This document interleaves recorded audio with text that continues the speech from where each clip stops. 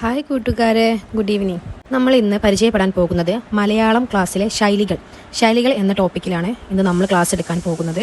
നമുക്കറിയാം, മലയാളത്തിൽ ശൈലിയിൽ നിന്ന് എന്തായാലും 1 മാർക്കിന് ക്വസ്റ്റ്യൻ ഉണ്ടായിരിക്കും. അപ്പോൾ നമ്മൾ ശൈലികൾ എന്ന ഭാഗം നിർബന്ധമായും നോക്കേണ്ടതാണ്. ഒന്നാമത്തേത് മുട്ടുശാന്തി. അതായത് മുട്ടുശാന്തി എന്ന ശൈലി നമുക്ക് തരും. നമ്മളുടെ അതിൻ്റെ അർത്ഥം ഓപ്ഷനിൽ തരും. അതിൽ ഉത്തരമായി വരുന്നത് താൽക്കാലിക പരിഹാരം എന്നതാണ് അതിൻ്റെ അർത്ഥമായി വരുന്നത്. രണ്ടാമത്തത് ഊഴിയം നടത്തുക എന്നതാണ്. അതിൻ്റെ അർത്ഥമായി വരുന്നത് ആത്മാർത്ഥതയില്ലാതെ പ്രവർത്തിക്കുക എന്നതാണ്. അപ്പോൾ നമ്മൾ കേട്ടറ്റിലൊക്കെ നല്ല ആത്മാർത്ഥതയോട് കൂടി പഠിക്കണം അല്ലേ. അപ്പോൾ ഊഴിയം നടത്താൻ പാടില്ല അല്ലേ. നല്ല ആത്മാർത്ഥതയിൽ പഠിക്കുന്നവരായിരിക്കണം നമ്മൾ. അടുത്തത് ആലത്തൂർ കാക്ക. അതായത് ചോദിച്ച ചോദ്യമാണ്, നമ്മുടെ എക്സാമിന് പ്രീവിയസ് ഇയർ ക്വസ്റ്റ്യൻ ആണ്. ആലത്തൂർ കാക്ക ആശിച്ചു കാലം കഴിക്കുന്നവൻ, അതാണ് കേട്ടോ അതിൻ്റെ അർത്ഥമായി വരുന്നത്. അടുത്തത് മൊന്തൻ പഴം, അതായത് കൊള്ളാത്തവൻ, മൊന്തൻ പഴം കൊള്ളാത്തവൻ എന്ന അർത്ഥമായി വരുന്നത്. അടുത്തത് ഭസ്മത്തിൽ നെയ്യൊഴിക്കുക,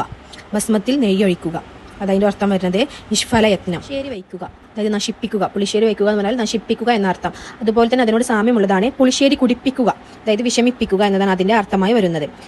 അടുത്തത് നമ്മളെല്ലാവരും കേട്ട് നമുക്ക് പരിചയമുള്ള ഒരു ശൈലിയിൽ പെടുന്നതാണ് ചൊട്ടയിലെ ശീലം ചുടല വരെ, അതായത് ബാല്യശീലം, അതായത് ചെറുപ്പത്തിലെ ശീലം മരണം വരെ അല്ലെ നമ്മളുടെ മാതാപിതാക്കൾ നമ്മളോട് എപ്പോഴും പറയുന്ന ഒരു ശൈലിയായിട്ട് നമ്മൾ കേട്ടിട്ടുണ്ടാകും.